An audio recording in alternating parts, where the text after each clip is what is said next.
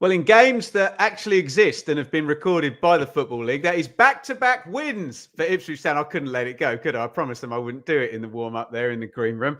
Back-to-back wins for Ipswich Town in the start of the first 3-game week in this EFL Championship season. That ends with the East Anglian Derby. Welcome to Blue Monday, an Ipswich Town podcast.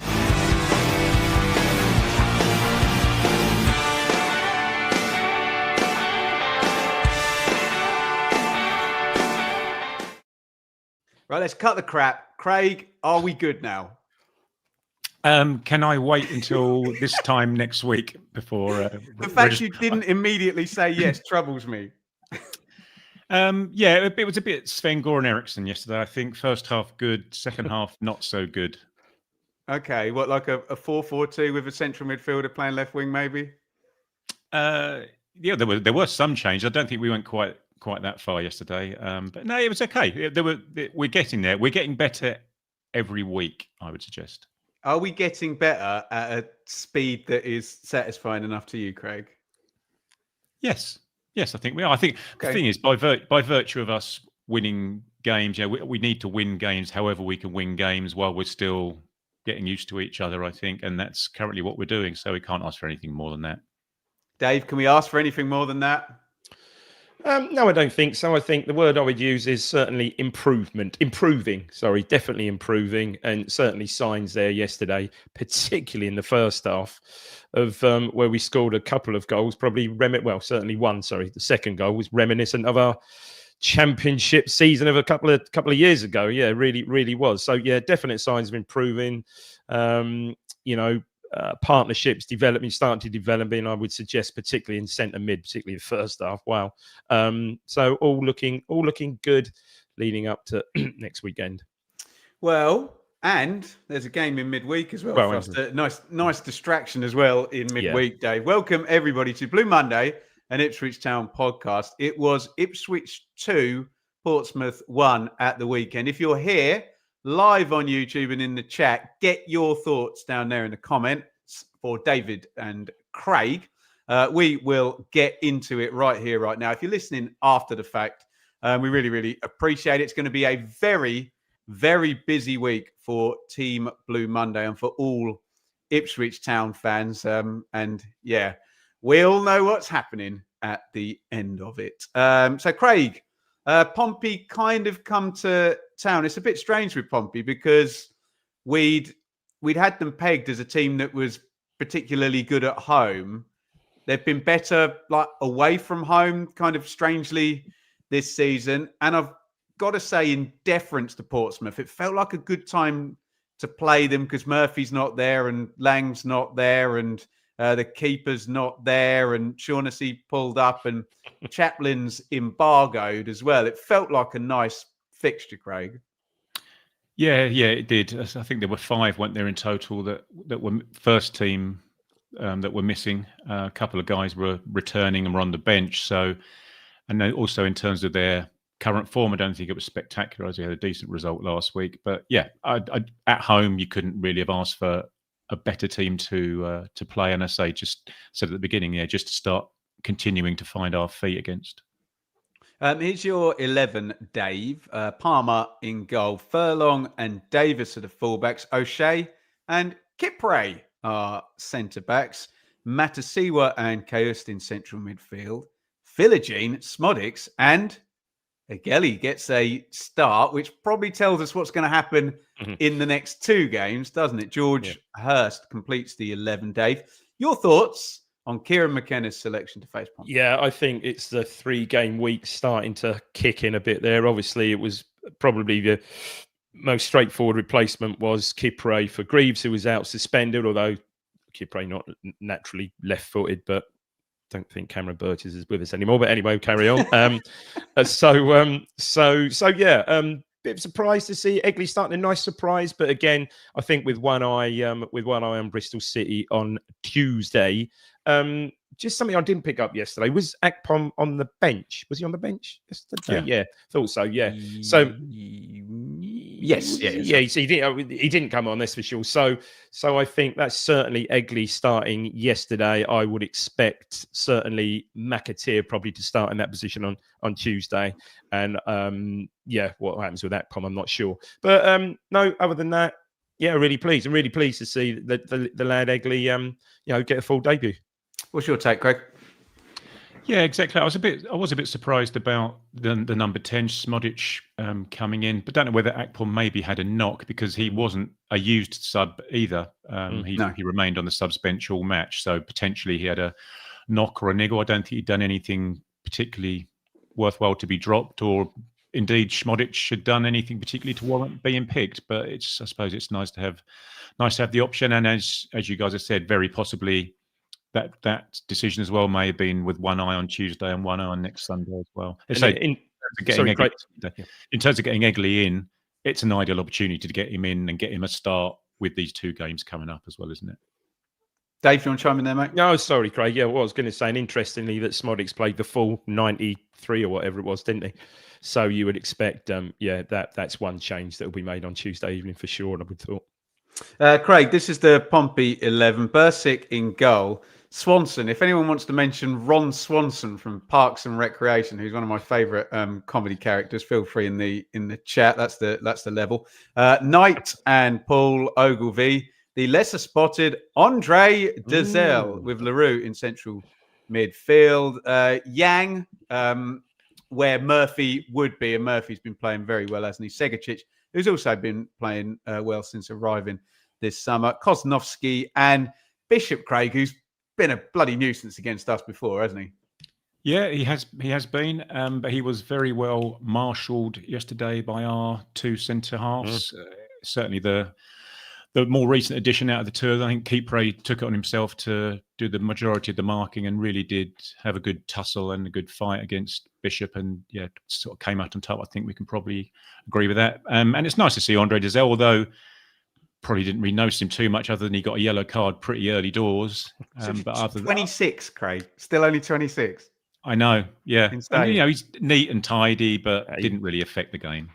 No, he didn't. Looks a lovely player. Clearly, he's surely a player that Messinho has basically said to him, look, whatever, you're my player, like you, I'm going to give you 5 games or whatever, I'm going to start you. So I think he's got a manager that's sort of believing in him. But yeah, I think he was lost a bit. How can I put this?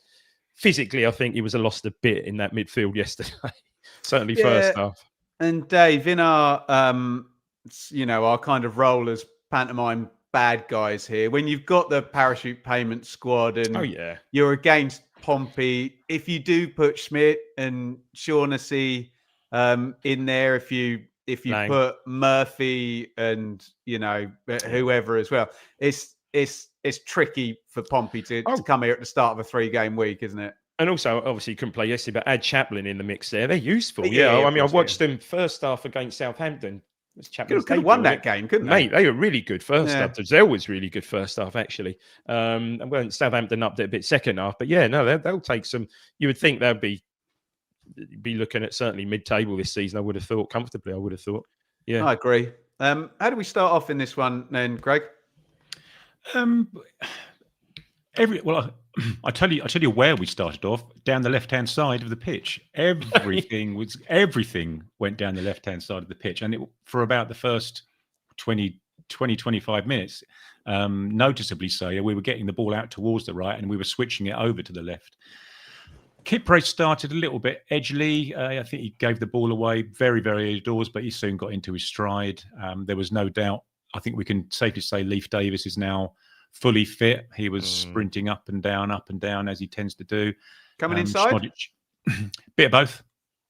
Yeah, inside, outside. Him and Philogene have really got an understanding going on there between those two guys. Now, if we can get something similar happening on the right-hand side, we are going to be looking at some serious firepower, I think, going forward.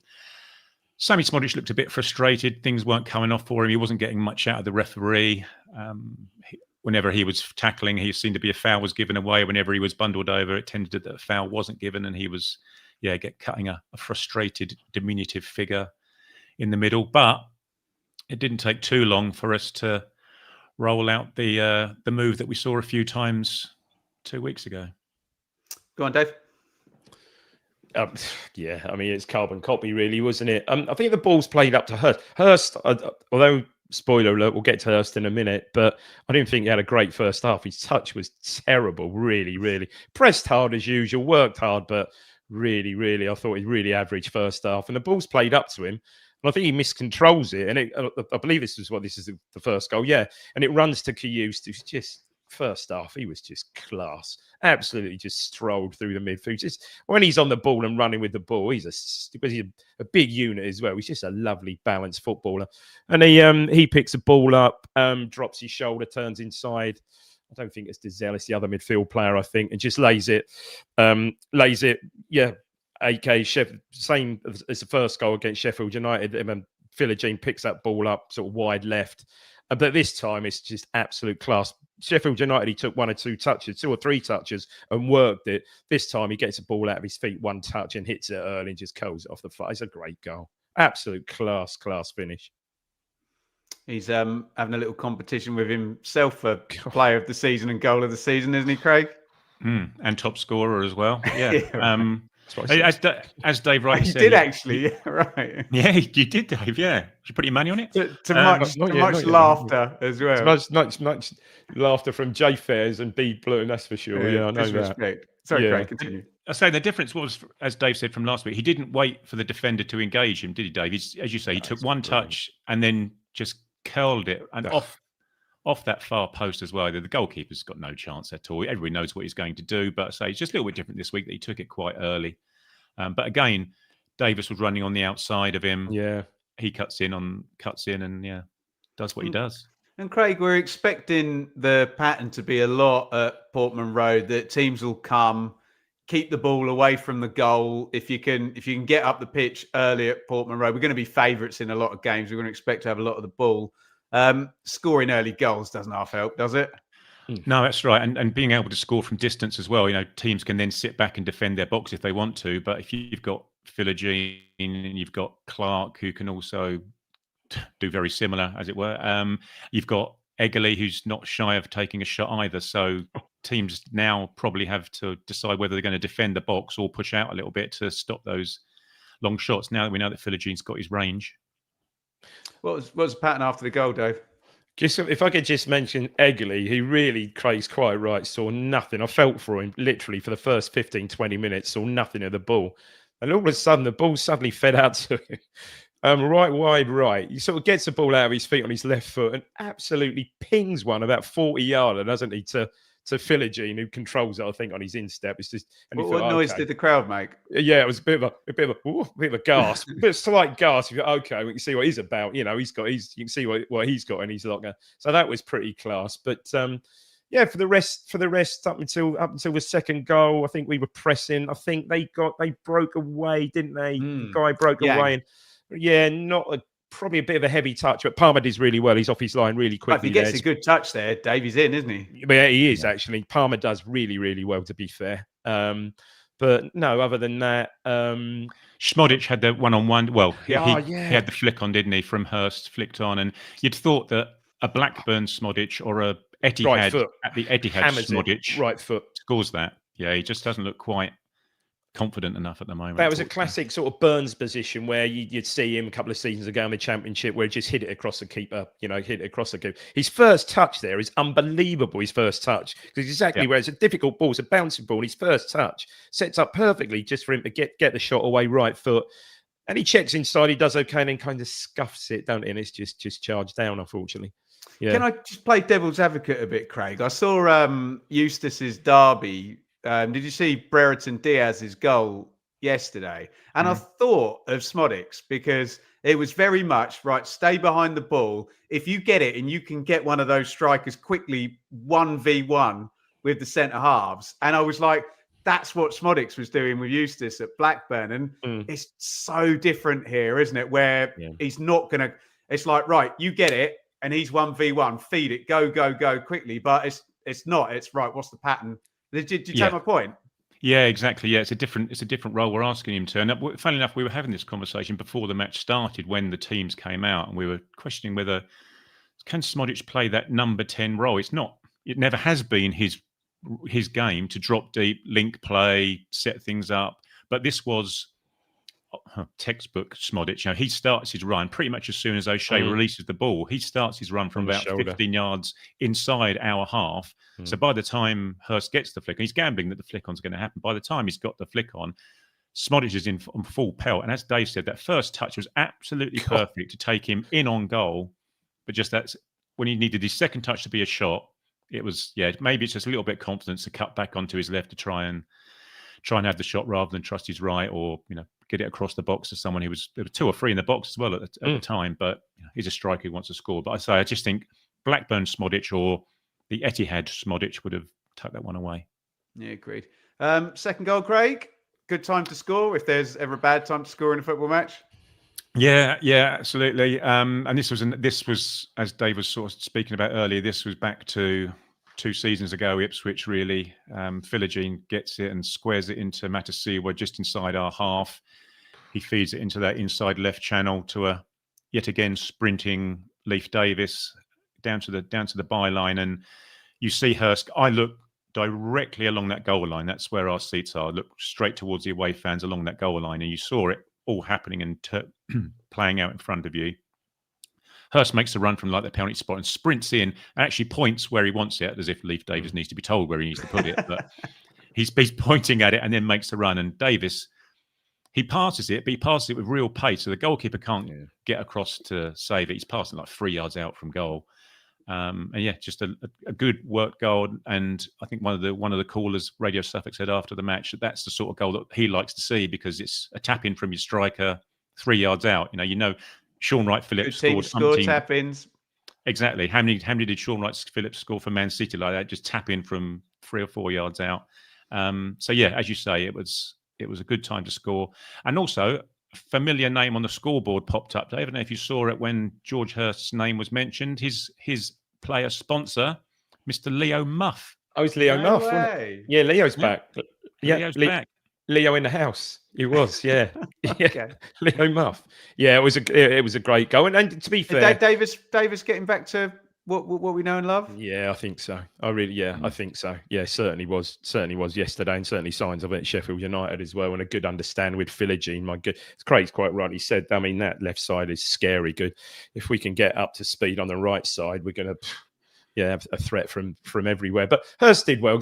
Like I said, I thought Hurst was not great first half. Yeah. But to be fair to him, it'd been easy to keen and run offside there. But no, he held his run, pointed where he wanted it. And just a lovely team goal. And got to say, Matasiwa, Christ almighty, he's just getting better every game. Is he? As someone I think Michael mentioned in the chat, he's now playing on that. He's now confident enough now and up to the pace to be playing on that Morsey half turn as well. Yeah, absolute unit, isn't he? Absolute unit. And him and Kayus just yesterday, first half, were absolutely outstanding. It was the strongest part of the team, Dave.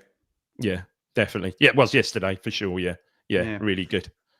Craig, so pretty dominant then. Half-time stats say 58-42 on the possession, 6 shots to 2, 1.17 up on the XG, although nicely padded by Hurst's goal.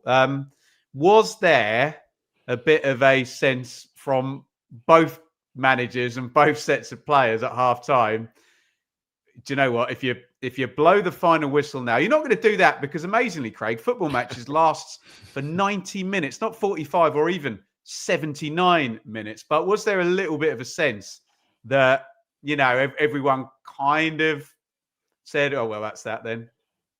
Yeah, potentially. But I think it was after that first half performance and having got that second goal leading up to half time, you got the feeling that actually we could step on the gas here second half and get a couple more, because although to be fair to Portsmouth, we're talking about the players that they were missing, they didn't look that bad. They just looked a little bit toothless up front, but they looked tidy enough on the ball. Craig, sorry to interrupt, mate. Are the fitness people not saying, right, it's a 3-game week, if you're 2 up by 60 minutes, you are out? Is there not that side of it as well with the schedule? Yeah, very possibly. I don't know. It's difficult for us to say, but I don't know whether it may have been a subliminal thing that you do tend to take your foot off the gas, knowing that you've got to get to Bristol on maybe even today they travel to Bristol or tomorrow for the game on Tuesday night. So, yeah, it may have happened. But there was the opportunity for us, even if we'd been 75% of what we were like in the first half, we could have gone on and got another 1 or 2 goals, I would have suggested. What do you think was said at half-time, Dave? Yeah, as Craig almost declare, we'll make the declaration. No, you'd have thought it'd be more of the same, really. Didn't make the subs, I don't think, till when was subs made? Yeah, that's undermined my point there, because the subs didn't get made till 73. No, not at all, really. So I think more of the same. But it was just we were comfortable. We really had them at arm's length. To be fair, they weren't really threatening to. I mean, nor were we. Trying to think, chance the second half. Nunes took a ridiculous. Oh no, Philogene had a shot.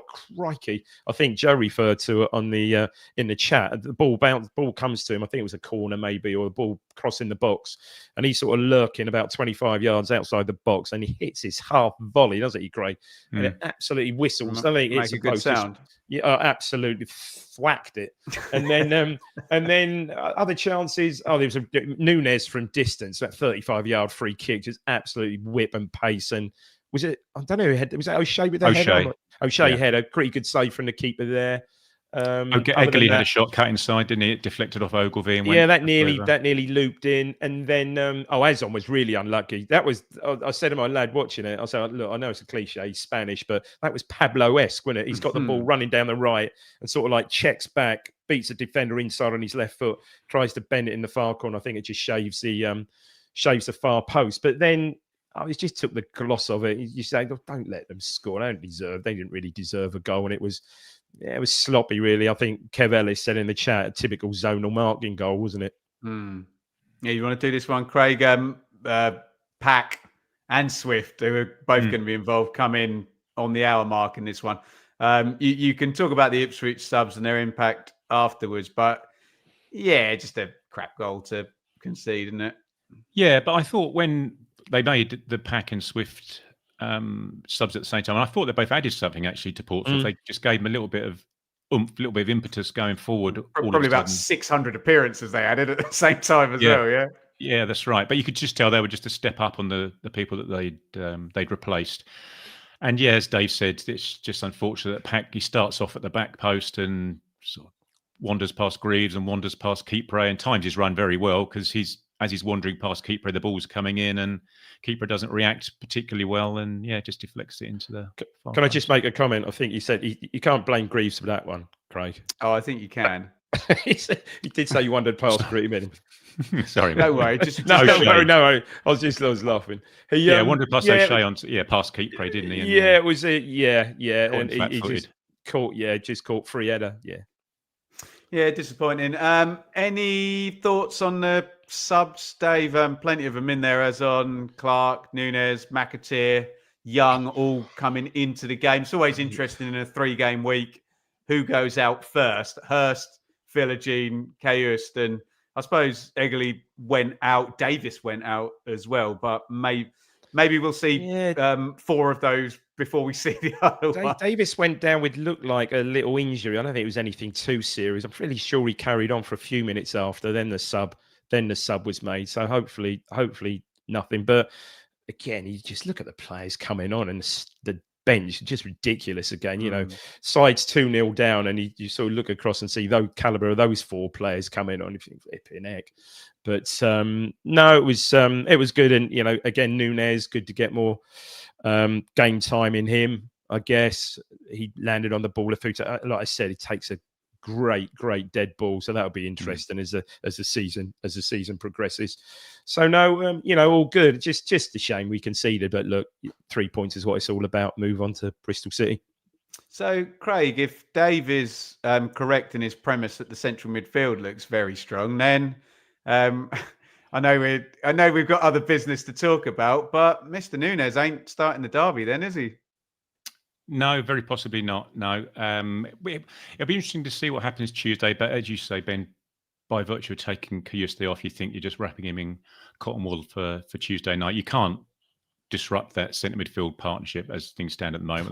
They are purring, and the more they play with each other, the better understanding they'll get in regards to what Kieran McKenna wants out of them. I thought Clark did well when he came on. He certainly ran around a lot, didn't he? He closed his man down, maybe didn't create too much, but in terms of the work rate, it's there, and it might not be something that you'd suggest Jack Clark was going to offer you even a month or two ago. But no, he seems to be pretty dialed into it all, as was Philogene when he was on the pitch, Dave. He gets some work done as well, doesn't he? Tracking back, and for a willowy sort of player, he gets stuck in as well. Deceptively strong on the ball, isn't he? Difficult to knock off the ball, and he's unbelievable balance. That in the second half, when he got knocked off the ball once, and he's at full pelt and kind of kept his balance, and he got another nudge and still kept it, and then finally he went down. But he's deceptively strong. Yeah, I mean, if he carries on, I mean, look, it's early days, but if he carries on like this, you know, what was it, 20 million, was it 17, 18, 19, 20 million? That, yeah, we should. £20 million bargain, you say? Yeah, 20. Well, look, I'll tell you, only if he carries on. Such a parachute fan, Dave. You don't expect him to, but crikey, you know, it's he's very, very impressive. He really is. But I thought, and a shout out for Smodics yesterday. Shame he didn't get a goal. I thought he worked his socks off yesterday. He really did, didn't he? Absolutely. And I say he deserved a goal probably, and like I said, played the full 93 minutes as well. So no, fair play, fair props to him yesterday. So Dave, Craig sort of said, well, it's improving and it's getting where it's getting gradually. What, other than just time on the pitch, what more do you need to see? Because obviously the players that really in Kieran McKenna team 1 played really well and really got that. How long did it take them? It was the back end of the 1.5 seasons in, wasn't it? So what is this, just time on the pitch now? I think so. Guys? It is. Yes, it is. Yeah, you can do, you know, time on the training ground, of course, but it's minutes spent on the pitch with these guys. And yeah, they certainly really signed, certainly centre mid, that left side is coming together. Still, as Craig said, still not 100% sure who's best suited to that 10 role. If they obviously that's a role someone's going to fulfill. Not quite sure about that, but who knows? Someone might well play Tuesday, have an absolute blinder, and that problem solved. Smodics could play there, but as we said, I don't think his natural position. But centre back, Dave, it's a finisher role, isn't it? Yeah, Smodics could be, if it, like Joe always used to peg it as, you're a second striker who just needs to get on the end of stuff and join in a bit. And you would think Akpom's his man for that. You would think that. Well, fair enough. Yeah, we shall see. Well, that will become apparent, no doubt on Tuesday. No, but really, really good signs. And if we can take 4 points and hopefully the right way round this week, we'll be sitting pretty next Sunday, won't we? With a game in hand. I'm the guy who's constantly on the internet saying, if you get 6 points in any 3-game week, it's good. It's okay. But let's not commit to that at the moment. Right, Craig, last word from you on Ipswich Town 2, Pompey 1. Yeah, I just think that the players that came in did well, didn't they? Kipre was solid performance from a very solid player. So it's probably an ideal game for him to come in and an ideal centre forward for him to come in against, but I don't think he'd let anyone down. Saying that, I think Greaves will probably come back in on Tuesday. Yeah. Nice to get Eggerly some decent minutes and a start for him from his perspective. Some things didn't come off. I think he's a little bit naive sometimes in the trying to take his fullback Ogilvie. And I think Ogilvie could, he's wily enough to know what's coming his way, but that's only going to help him. He's only going to, get better as the more minutes he has. Yeah, just that number 10 position is just a little bit concerning. You just need some goals from that position. It is a little bit, yeah. It's just we just need some goals from it, and we haven't had any goals from it as yet. And a little bit of understanding. Which former Championship Golden Boot winner is going to get those goals, Craig? Yeah, but it is first world problems, though, isn't it? Yeah. Well, to be fair, they're going to score more of them from 8 yards out, like Smodic got himself into a position, rather than 45 yards out, where he often found himself. So, it just it still needs to be worked on, I think, that position. Brilliant stuff. Here is a word from our show partners over at Atwells. Blue Monday is brought to you in partnership with Atwell Solicitors, your ideal legal partner for property and business law. Whether you're buying a home, starting a business, or just need legal guidance, our dedicated team has got you covered. Trust our award-winning customer service team to handle your legal matters with care and expertise. Find out more at atwells.com or visit us at our offices in Ipswich, Colchester, London, and our new location in Woodbridge. Thanks to the lovely people at Atwells. It's going to be a jolly busy week here on Blue Monday. If you're watching on YouTube, you'll see a full... There's so many shows, we've blocked out David Diamond's face with them. Beyond the scoreline, are going to be talking Pompey and a bit of pre-match show on Bristol City. I'll get the chaps' take on Bristol City in a little bit as well. That's for top-tier members only. We'll be doing a live reaction post Bristol City. It is Rewind with Craig and Dave on Wednesday, talking about the horror show in recent years that's been the East Anglian derby. Craig shaking his head. They've obviously we don't talk about any horror shows in the Rewind. Good. That works for me. Pre-match with Rich and Seb on Thursday, and then more top-tier stuff on Friday with Henry and George.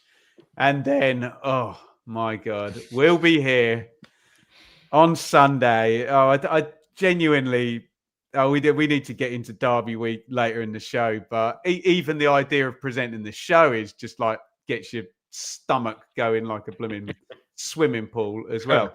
Apparently, it's me and Seb on pre-match. I'm up this week once again, and it was announced, ladies and gentlemen, at Blue Monday Live will be none other than special guest Mr. James Scowcroft. How about that, Dave? You looking forward to that? Yeah, he's good. He'll be good value, won't he? Scoey. Yep, looking forward to that one.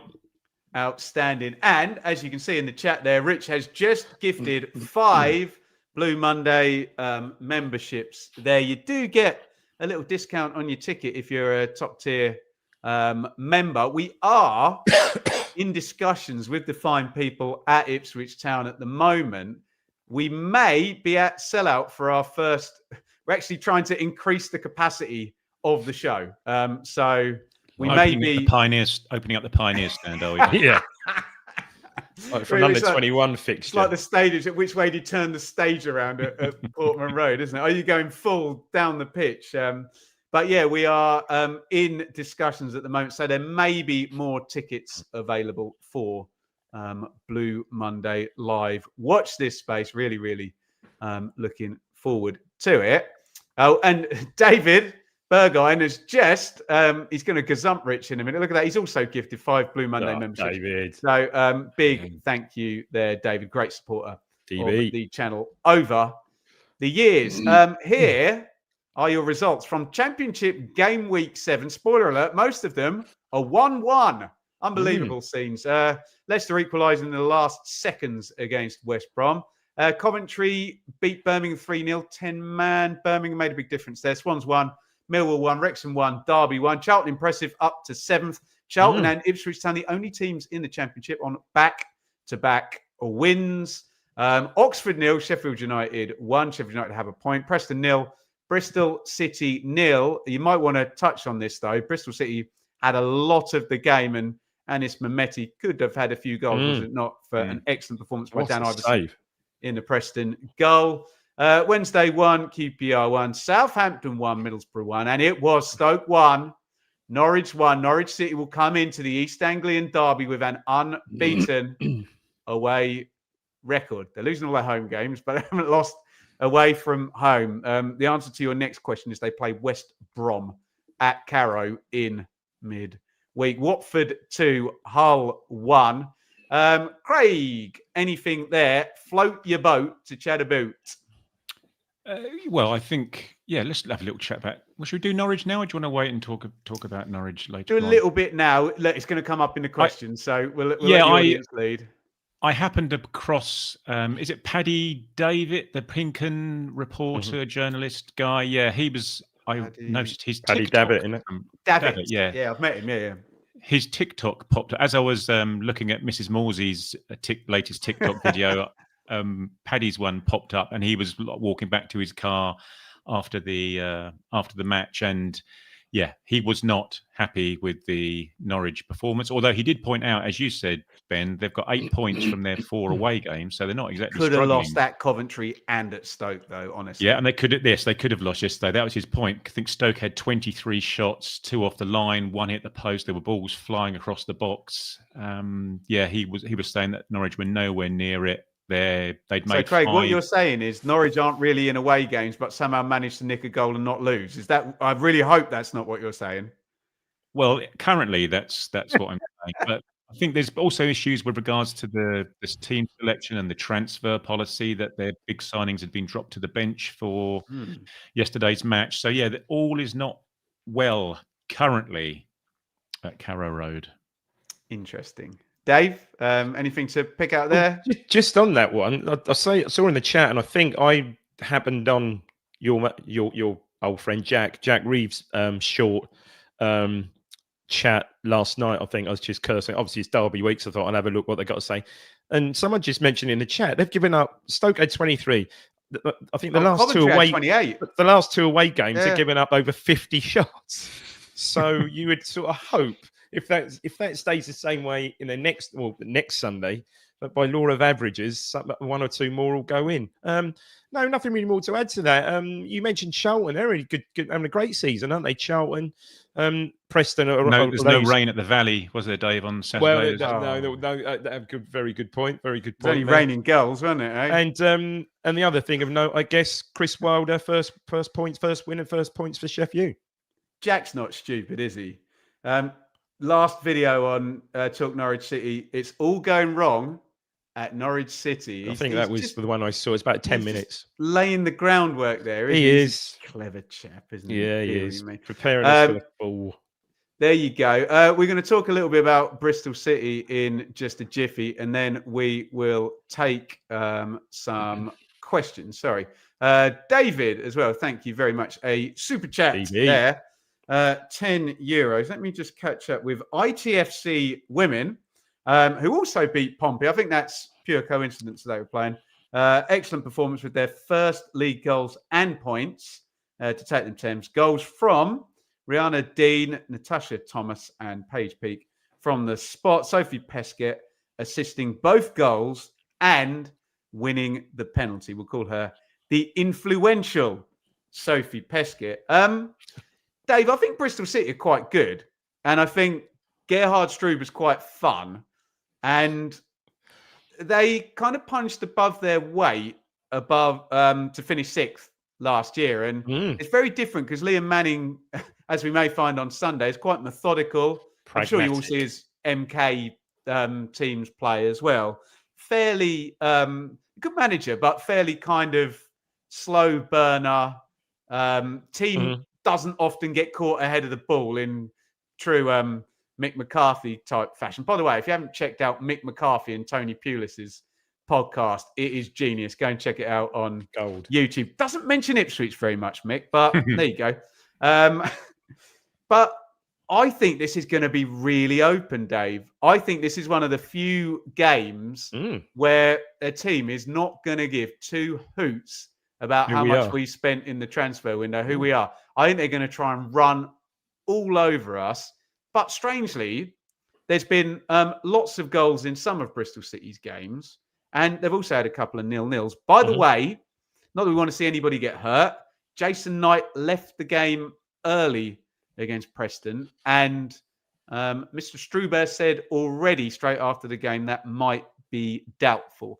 What are your thoughts, Dave, on a trip to Bristol City on Tuesday night? Yeah, they're having a good season, aren't they? I think they're up to 3rd. They've got threats, haven't they? The Mehmeti, I saw the highlights of that game yesterday. I mean, he was so unlucky not to score. The save at the end, the last kick of the game, what a save that was. So they've got a threat. And, I mean, Jason Knight, that can only be good for us. I know he was one that was mentioned perhaps in dispatches for us in the close season. Has been mentioned. And he's also one never gets hurt, plays every minute. So if he's going off the pitch, you would think.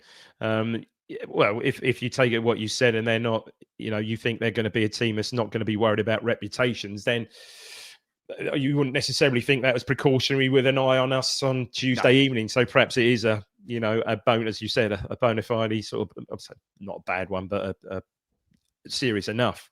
It always trick. I think last time we were there, one Broadhead, 1-0. That was a pretty scrappy, horrible sort of game. But I think we got a 1-0 win. Got a 1-0 win there. So I think we'd all take that. We'd all take that this season Lucky again. FC, Really, Reflection FC. I think it was just good, were we? Oh, okay. Wasn't it? Yeah, I think so. So, there was one crazy off the line from Wolfie, wasn't it? Was that the game? Oh yeah.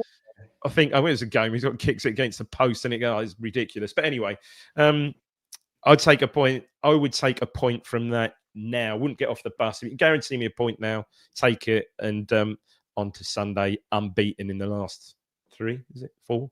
3. What's your take on a trip to Bristol City? I just noticed Sinclair Armstrong, who most people think he's not very good. I thought he was incredible against us for about an hour against in that kind of Ben, he was unplayable. I know, but he tends to do that about once every 6 months by the look of it. Craig, Bristol City away. Yeah, it's quite interesting because they lost, didn't they, a week ago today? They got beaten at home by Oxford. I think they had a majority of the ball, but Oxford, kept them at bay in terms of chances and things like that. But then, as you say, yesterday they certainly did a job on Preston, which we didn't manage to do, did we? So yeah, they're coming into it with a bit of form. I think as Dave said, they should have won by a couple yesterday, probably, all things being equal. But again, maybe, fingers crossed, we can come out on the right side of some unforeseen injuries from the opposition like we did maybe yesterday. If things are falling our way, then we're well equipped to take advantage of it. What little tweaks I know he wants to ride out and keep the first 11 together as much as he can, but Craig, even when we were on massive winning streaks, he would always change in the middle of the 3-game week, wouldn't he? So I don't know. Is the need greater now to just, like to Dave's point, settle down this 11 and have them starting as many games as possible? Or does he have the confidence? Because like a Broadhead would come in, he'd even bring in Edmondson for Wolfenden or whatever. Did you see anything like that? Or is it just about stability now? I'd imagine Greaves will come back in for keep Prey. I'd imagine Agelli will step aside for McAteer, it being a tough away game. And it remains to be seen what happens at number 10. Depends on Akpom's fitness, possibly. But to Dave's point, Smodric was still sprinting around the pitch on 93, 94 minutes yesterday. So, yeah, that may indicate that Akpom's going to get a start on Tuesday. And then, as you were saying, Ben, that's 2 of your attacking 3 behind Hurst that are going to get swapped out, isn't it?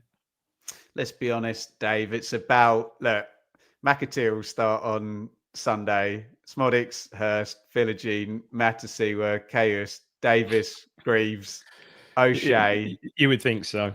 Yeah, the nucleus of that. So yeah, Furlong, you would Palmer. think so. That's Keeper was good. What I would say about Keeper is nice to see an absolute unit of a centre half, and Craig was quite right. A little bit. Obviously he's predominantly obviously a right-sided player, but playing in that left-sided role literally took a few minutes to find his feet, literally. But once he did, he was a unit and really did all the heavy lifting pretty much against Bishop, didn't he, Craig? And played him really well. Absolutely really good. But you could just see Greaves, for anyone thinks, being a left-footed player, gives you that balance and that that pass down the side to Davis, which costs tons of money and is an asset absolutely, exactly. So I just think it's probably a better balance. But great to see Kipri have come in and play well yesterday. But I'd fully expect Greaves to be back in there Tuesday. Keeper did exactly what you thought he was going to do yesterday, didn't he? He played exactly as everyone assumed he would have done, having played umpteen 100 games in the Championship. He just didn't he? Also, Craig, it's got to help that one side of him he had Furlong, and behind him he had Palmer as well. I guess it's got to help, isn't it? Surely. Yeah. And O'Shea as well. Of course, O'Shea. That's ridiculous, isn't it? O'Shea as well, of course. Yeah. Carlos Corberon's entire defence. There you go. Right. God, I've moved us forward so quickly. We're already ready to hear your questions. Get your questions in via the live chat. Richard is starring them in the background. We'll let that roll for a little while I say thank you for your amazing support to the podcast. It is a big week now, obviously, with the East Anglian Derby. It's always a big week for us. And we are attempting to put multiple shows out. So if you can head over and subscribe on Top Tier. I mean, this stuff will always be free until the end of time, until we actually beat Norwich, which might not be that much longer. Is that? Do we think that's it? When we beat Norwich, podcast finishes. That's it. Done. Yeah, there won't be any more. Take that deal right now. Yeah. There'll be three empty chairs next Sunday live at 8 p.m. Yeah, there you go. But we very, very, very much appreciate all of your support, guys. And while you're here, do hit the thumbs up and subscribe on YouTube. Right, Nick asks, Craig, you're going to need to tell me what year this was. What was your first East Anglian derby? Mine, I can't remember what the score was. Mickey Stockwell scored. I think Dazelle might have scored 2, possibly. Was it 3-1? Oh, that's funny. Have I preempted? Have I preempted? Well, I can only answer the question, can't I? What year was that, Craig? 94, 93? I'll have to get my notes out from. It was our first year in the Premier League. It was 93. 93. It was April 93, I believe. Oh, you just happened to believe that. I remember that was mine, Nick. What was yours, Craig? I don't know I can't remember my first home. You know, they all blend into the background once you get to a certain age. But I remember my first away one was. It was. I was at the Klaus Thompson one where the penalty got Kevin Friend. No, mine was a long time before that. Mine was, I think it might have been some friendly, one of those Hospital Cup games, maybe friendly pre-season thing. Didn't stop a lot of sharpened coins heading over the fence. I went home with a bit more change than I got to the game with. So yeah, that was my first away game. I can't remember what year it would have been. 91 to 90, that sort of era. What was yours, Dave? Oh, come on now. I was very young. I'm really showing my age now. Listen to this. It was Kevin Beattie's home debut. Wow. And we lost 2-1. We just beat Man United on the Saturday, and it was midweek, second game of the season at Portman Road, and we lost 2-1. And it was Norwich's first ever season in the top flight. So their first ever win in the top flight. Never been in the top flight before. And first away one. Oh, I can't remember. Possibly. I might have gone to League One before. Crazy League Cup replay when we won 3-1. It was on this footage of that. Muren and Tyson were just brilliant. You had that game? Yeah, that one. Yeah. Unbelievable. Obviously, my favourite one was the first time I ever went in the North Stand was for the 5-0 in 1997, 98. Oh, was that crazy? Funny you should mention that. Like you're going to pick those two out. Any favourite moments? Pick out an away win, Dave. Although you already kind of have. I know Ceylon Dion was number one. Favourite away win? Yeah, that night was unbelievable. That night in Norwich was incredible. I remember going on the train though. I remember the transport police coming on the train saying because it was the old British Rail trains, put the shutters down and getting our windows put through and all sorts as we headed out of Norwich. But yeah, that was a fun night. That was superb. Yeah, classic. There we go. Yeah, Craig, if Morsey is available and willing to come back and be a squad player, would you take him back as cover for Matasiwa? I would personally. I don't know whether the club would. It'll be, we don't know what went on behind the scenes, but in order to give the guy a free transfer to, in effect, get him off your books, it seemed a bit strange situation at the time. If he comes back to England and ends up playing for someone else, it's going to look even more of a strange situation, isn't it? You would have thought he would be able to get a gig somewhere else and stay out of the Championship for at least 6 months for us. That was quite interesting on Twitter earlier. Someone in the Telegram put in that there was a conversation going on Twitter that, I wonder if Morsey will end up, but it'd be funny if he ended up at Norwich and Morsey himself replacing Nunes. Quite. He replied himself saying no chance. So we can at least put that one to us. Whether he ends up joining Coventry or Middlesbrough and seeing them promoted, who knows? But no, it's a very strange situation. I bet Robins will have him at Stoke, Craig. See where he ends up, won't it? Come January. I'm hoping that he'll stay in Europe. There you go. Dave, good or bad that most of our players are new to a Norwich Ipswich derby? How many players will actually have played in one then? Davis, Hurst? Davis and Hurst, I guess. Yeah. Davis and Hurst. Is it good? It's the fans that have got all the anxiety. I don't think it makes any odds. It's the fans' game, isn't it? It really is, and it's all very well. We're talking about this, I think, maybe being Craig this morning, maybe talking to one of my lads today about it. It's very difficult to compartmentalize the Norwich game, is it, because of all the hype? It's easy for everyone to say, the players just treat it as another game. And people were saying in the chat earlier on about, will there be a meet and greet of the team bus and the flares and stuff, and you almost don't want that so much hype. I mean, you just almost don't want it. But to say treat it like any other game is impossible. I heard Mick Mills talking about this on, who should know better than anyone, on Radio Suffolk post game yesterday. He was talking about it, and he said, it's easy for people to say just treat it like any other game, and you can during the week, but as soon as you get to the ground and see the fans and everything, it's take off. So it's I don't even want to think. I know someone, and I won't know.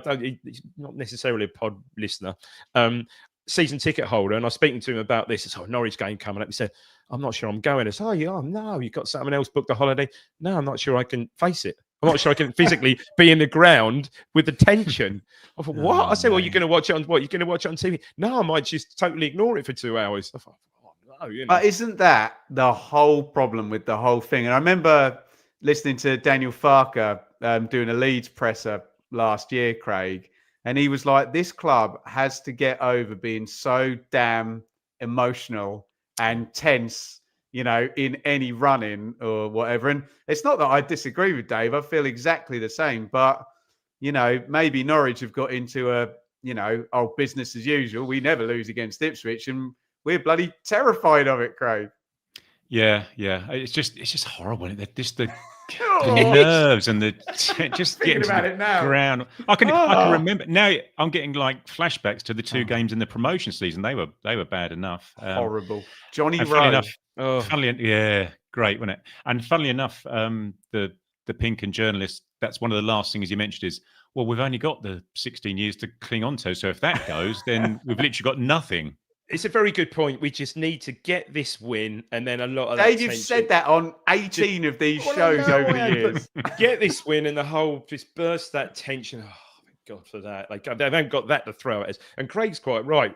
If that goes this season as well, I tell you what, Manning, if they get a poor result against West Brom, and we turn them over royally next Sunday, or even turn them over next Sunday, Ben, surely. Already. I like Manning, by the way. Their pressure will be on. Yeah, surely. Yeah. The Manning sorted out chance were there yesterday already. Apparently. Interesting.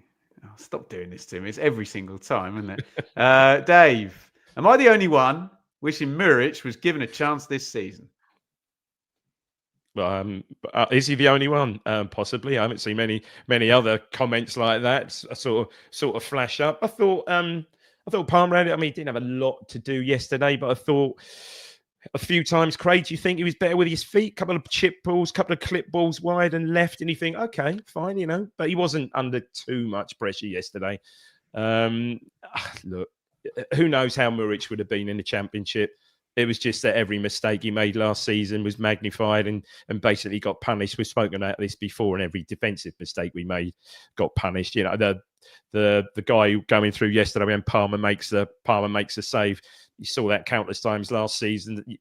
A Premier League player doesn't have that bad first touch, and he tucks it away without any fuss at all. So it's different. Who knows how it would have been? I'm sure it would have been fine in the Championship, but we will never know. Palmer was better. Sorry, Palmer was better with his feet, but I think also maybe that comes through. Mattisee was getting more comfortable, as you said, Dave, at the beginning. Right. He started to play on the half turn. That was what led through to Azon's shot against the post. That started with Mattisee were on the turn and passing it to O'Shea, who slid it down the inside channel for Azon. He is going to be our key player this season, without a doubt. That lad, my God, he is some player. Craig, with both Clark and Philogene playing well, is there a scenario where both start? I don't think so. Not straight away, because obviously they're playing ideally, given the choice, they both play in the same position. I don't think if we can have Philogene score a hat-trick and then bring Clark on with 30 minutes to go to finish the job, I think the right-hand side is now going to be a combination of Eggerly and McAteer, isn't it? I think depending on the opposition and maybe depending on the match situation, I think now we've given Eggerly his first start of the season, and I think he'll be drip fed in as and when required. McAteer for probably these two tough matches this week, and then Eggerly as and when we may have a on paper simpler home game possibly. But no, I don't think Clark and Philogene will be starting the same game just yet. No. Dave, there's a couple on Kipray here. Kipray to retain his place for Bristol City, and was Kipray that good, or were Pompey just toothless? Well, I'll say it for the first time. It might be the first time this season. A little bit of both, to be fair. But look, Bishop is a handful, and you've quite rightly said he has caused loads of problems for us in the past. And I think between them, that I think specifically Kipray played him really, really well. But as we've said, as all of us have said tonight, I expect for that balance that Greaves will be back in on playing that left-sided role on Tuesday evening. You might have just answered this, Craig, but Lee asks, maybe this can talk about your number 10 issues that were troubling you. You had a furrowed brow worrying about that earlier, Craig. Would Eggerly in the 10 and McAteer on the right instead of the two championship Golden Boot winners? Yeah, keep saying that. Very, very possible. I don't think in the near future, no, but it may well be a position that he finds himself in and migrates to over a period of time. I think, as you say, to your point, Ben, if you've got two guys there who have been there and done it and scored hatfuls of goals in the championship, you're not going to be replacing them just yet with a slightly fallow youth from on the right wing. I think he's going to serve his time on the right wing, and then over time he may well come a little bit more in field and get more involved in the play, a bit like Hutchinson did. Maybe he started on the wings, didn't he, and then becomes more of an important integral player in the centre. Oh, Dave, who is the best centre half for us to play versus Sargent? It's running power with physicality and running power with Sargent, isn't he? He's a rascal, isn't he? Yeah, he's the one, isn't he? He is the one. He is the one. Although he's always got a bit of a. He started the season don't say well. it. Wasn't scored in the last couple. What are you doing? Well, there's another game in. There's another game in between. Who knows? He might get injured on Tuesday. We hope no one gets injured. No, sorry, I take that back. Obviously, we don't. Slight niggle that would put him out for Sunday. No, I just don't think he'll. I think it will still be because he's not a Colby Bishop type of handful player. He's on the shoulder pace. So I think it will be if they're both fit and neither of them are suspended. I would think O'Shea and Greaves it will be. I would have thought. Craig, what are your thoughts on George Hurst? 3 goals, but not showing the form he was in pre-season. Will Azon get a start soon? I don't think we'll be entrusting Azon to start games just yet. I say he's doing well when he's coming on. It would have been nice for him to get off the mark yesterday, but I do like what I see with him. He just looks like another willing runner. He looks strong, doesn't he, Dave? Good on the ball. Hurst's, his touch just seems to have deserted him a little bit. And certainly in the last couple of matches, things are bouncing off of him. A couple of times he got the ball down and does what we know he's good at, run with the ball. But even then, didn't seem to fully have control over it. The work rate's still there, as Dave said when he was talking about the match. That's never going to be in question. He's closing teams, closing defenders down, closing goalkeepers down, getting goals. Yeah, he's doing all right in that respect. But I say it's just maybe that link-up play isn't quite there and that understanding with the number 10. And he's a link to the 23-24 team as well, isn't he? We can't just go completely new, can we? But no. There we go. Right, last one. Dave, we're moving through the gears. What gear are we in? What gear are we in? I would say, out of how many gears? Out of 5. Dave's in Fred Perry. Fred Perry, yeah, I'm in Fred Perry. I'd say Primark. I would say we're in 3rd gear, looking to change up into 4th. I would say, and hopefully we'll be well and truly in 4th by 4th, heading up to 5th. I would say, well, maybe even in table as well. Hey, I think we need to be in 7th to do anything on Sunday. But we shall, oh my goodness me, we shall see. Wow. Oh, dearie me. Right, that'll do us for the Blue Monday Pompey podcast. But yeah, even though there's a game against Bristol City, there's a certain game on Sunday that's clearly taken our attention away. Oh, Craig, can we please do it? Let's not worry about it. Let's get Bristol City. That's what we need to focus on. Okay, that's fine. That's sorted then. I just won't worry about it then, Craig. Ask Kieran McKenna what he's worrying about. He's not worrying about Norwich City just yet. He's worrying about Bristol City first. Fair. Right, last word from you, David. I think I might play golf next Sunday instead. It's going to be very windy. It's going to be loads of Americans yelling at you while you're trying to putt as well. Right, thank you everybody for watching Blue Monday podcast. Big week. Go and sign up for top tier. Ipswich 2, Pompey 1. Thanks, Craig. Thanks, Dave. Cheers. Please beat Norwich.